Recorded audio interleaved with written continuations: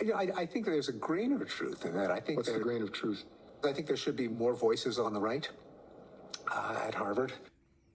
Yeah, when it gets right down to it, even a liberal Harvard professor must admit that conservative views are a bit in short supply in Cambridge. Let's bring in California State Superintendent candidate Sonia Shaw and Teacher Freedom Alliance CEO Ryan Walters. Thank you both for coming on. Sonia, to you first. I mean, when you see a Harvard professor out there, and he's like, there's a grain of truth in the fact that there's really not a lot of conservative representation on Harvard. It's very telling, right? Yes, no, it is. And I mean, the system is set up this way, right? I mean, it's like we were talking, it's a factory. It's just setting kids up. We're setting kids up for failure. They can't read, write, do math. And of course, that's the ideologist that's coming from the left. And we see it in our colleges now. Yeah, and now we are seeing it there. Meantime, setting us up here because the Free Press headline reads as follows, Ryan Walters. The college kids who can't do basic math. It goes on to say a report released last week by the University of California, San Diego, which has about 45,000 students and is one of America's highest ranked public universities, said that the number of entering first-year students whose math skills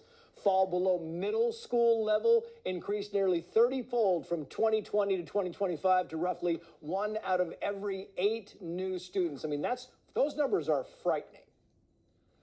It is frightening, and it tells you what the teachers' unions have done in our school. They've emphasized being woke over being proficient. They've emphasized anti-Semitism, a 27 gender study, all of these type of concepts instead of the basics. As a country, we've got to get back to the basics. President Trump was right about Harvard. President Trump was right about our K-12 institutions. Get back to the basics. Make sure kids can read. Make sure kids can do math. Let's get back to high expectations. Let's get back to competition in education and high standards. And meantime, let's get back to Harvard because the Wall Street Journal writes the following here. Harvard says it's handing out too many A's. Students are fighting back. Harvard's report on its undergraduate college found that about 60% of grades were A's during 2024-2025 school year, a jump from about 25% in 2005 and 2006. It's a factory, right? You just give them an A. It's like, in Little League, every kid gets a trophy. This is kind of how it is. It's kind of a sad thing, right? No, it is, and they don't want to hurt anybody's feelings. Remember, Trace, this is how they set it up, right? Again, we'll go back to look at California, $130 billion. And we're setting kids up into these colleges. 1 out of 8 now need remedial math.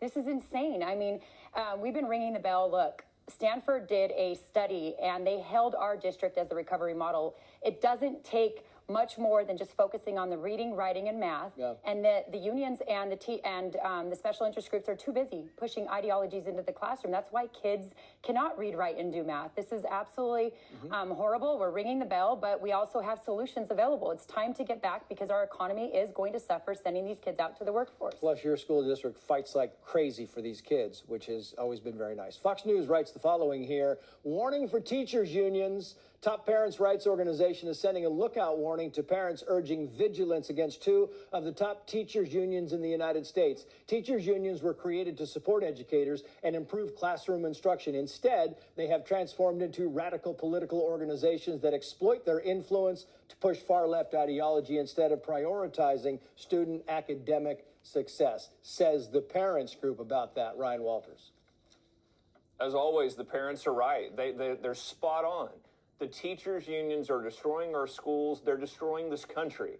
They are taking everything that should be what education is about understanding academics, about high expectations, and they've turned it on its head. The way you get A's in a classroom now in a teachers' union-run school is by being woke instead of these core concepts. And the parents are tired of it. They're sick of it. They want good teachers in the classroom, not teachers' unions woke nonsense. This has to end. And again, the country's education system depends on our schools getting the teachers' unions out and putting the parents back in control of their kids' education.